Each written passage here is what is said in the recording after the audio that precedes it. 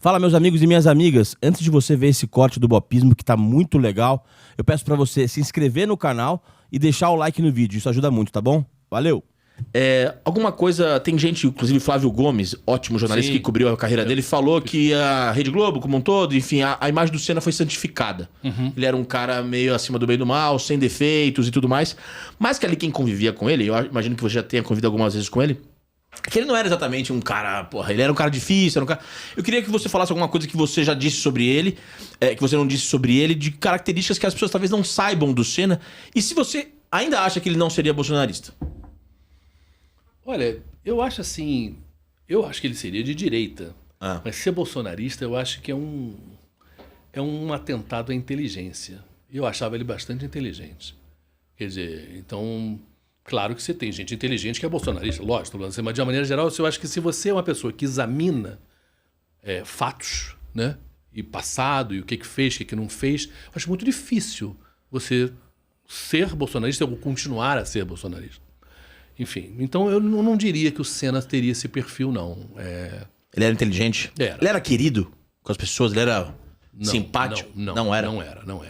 Eu acho que o Senna era uma pessoa tímida, que se concentrou obsessivamente num objetivo, né? Que era ser o melhor piloto que ele podia ser do mundo.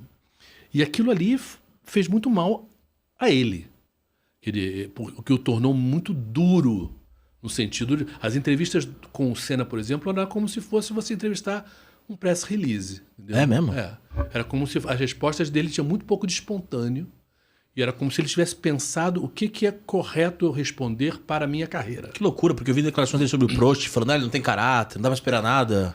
Mas muito pouco, de verdade. Assim, Entendi. de verdade, de uma maneira geral, ele era uma pessoa muito profissa, muito profissa. E era profissa também nas entrevistas. Meio robótico, de alguma maneira. Então as entrevistas dele tinham muito pouco humor, muito pouca espontaneidade. As entrevistas dele eram muito pouco brasileiras, de certa maneira, entendeu? Ele era um cara, assim, que eu acho que muito pouco leve. A gente é muito leve, assim, na maneira de lidar, né? E ele era pouco. E eu acho que ele estava ficando essa pessoa quando ele morreu.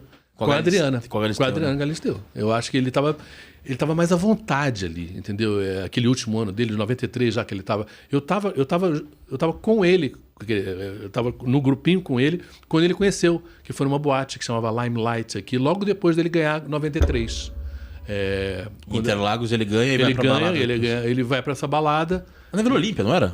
Não era na Vila Olímpia ali? Eu não me lembro, de certa maneira, eu não sou de né? São Paulo, mas era numa igreja, né? Era uma igreja que foi transformada numa boate.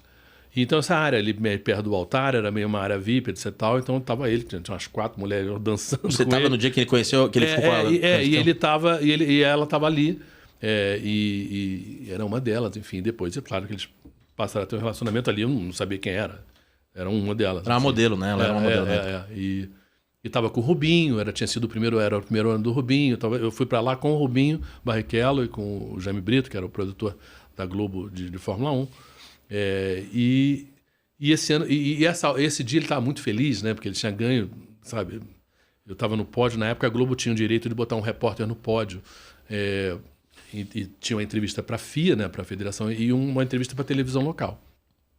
Então, quando ele sobe no pódio, ele tá todo suado, não sei o que, me abraça, super feliz. Claro, ganhar no Brasil, né? Sim. E aí depois teve uma entrevista, ele foi super gentil, e eu ia deixar o esporte, ia ser o último evento do esporte que eu ia fazer. E foi o único autógrafo que eu pedi na vida, foi para ele, naquele momento. Naquele momento, não, eu queria um autógrafo dele, mas ele já tinha descido ali, eu pedi pro Galvão pegar para ele. Aí na boate dele ele falou, você pegou? Eu falei, não pegou. Não, o autógrafo, eu mandei para você e depois ele deu. Legal. O Galvão me entregou. Eu acho assim, eu conheci ele no minha primeira corrida de Fórmula 1 foi a primeira corrida dele, que foi 84. em 84, ele na Toleman, eu na TV Manchete na época. E eu achava ele já absolutamente genial, né? O negócio aquela última volta, né? Absurdo. Faltando 1 minuto para pegar a pole position, ele lá, pole position. O cara era assim, era a velocidade em estado químico, né? Era o Senna ali. Era assim, ele era brilhante. Você acha que ele é o melhor de todos os tempos, não? Olha, eu acho muito difícil essa comparação, porque tem tanto a ver com carro. A única coisa que eu digo, que depois eu vi, porque eu fiz fazer a Fórmula 1, assim, em termos mais a temporada toda, depois da morte dele.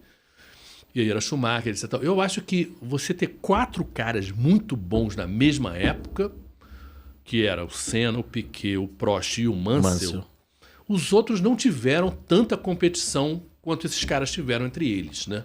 O Hamilton, acho que não pegou 3 caras que não pegou. O Schumacher também não pegou.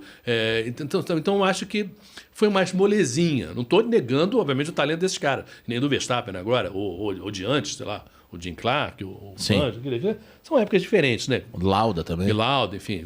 Teve cara, o próprio Alain Prost. Essa coisa da pessoa, porque eu falo francês, a Globo sempre me botou para fazer o Alain Prost, que era o grande inimigo do nosso herói. Então, eu enxergava pelo Alain Prost e pela imprensa francesa um outro lado do Senna, entendeu? Qual lado? Que era um lado assim de que... Aquela coisa da primeira volta em Imola, que ele não cumpre o acordo, de que o Senna não jogava limpo, entendeu? Agora... é dessas coisas.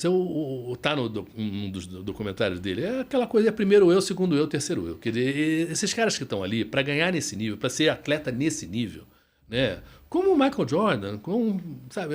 Um troço assim, para você ser o melhor, ponto, você tá pisando em alguém para chegar lá em cima. Não tem jeito, porque só tem um lugar lá em cima do pódio, entendeu? A verdade é essa.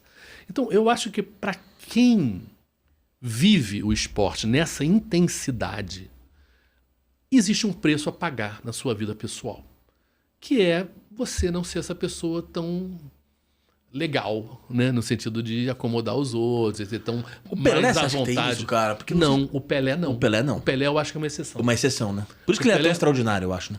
Eu convivi com o Pelé, assim, mas assim, eu acho que também tem um pouco diferente, que o Pelé, para quem sofre racismo e quem sofre de vinda de uma certa pobreza, eu acho que é mais difícil a arrogância, porque o preço de ser arrogante é mais caro.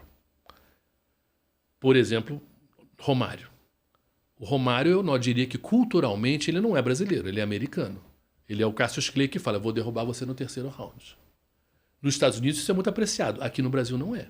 Aqui no Brasil a gente tem uma cultura religiosa, católica, que diz que nós temos que ser humilde. Não, a gente vai jogar contra o Madureira, a gente vai jogar contra o Mirassol, mas temos que respeitar muito o Mirassol, temos que respeitar muito o Madureira. Porra nenhuma, vou atropelar o Madureira, vou atropelar o Mirassol. Sabe, o Romário era isso. Que em esporte funciona, com personalidade funciona, mas quando não funciona, esfregam na cara dele. Você falou que... Escroto, não sei o quê. Então, o preço é alto de você ser essa pessoa que se garante e mostra, né, eu sou melhor e acabou-se.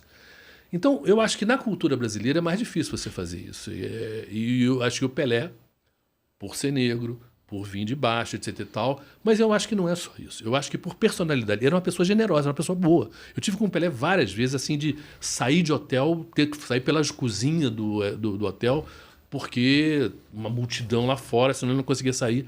E a gentileza dele com as pessoas, e não tinha câmera nenhuma, não tinha, sabe? Então, assim, não precisava.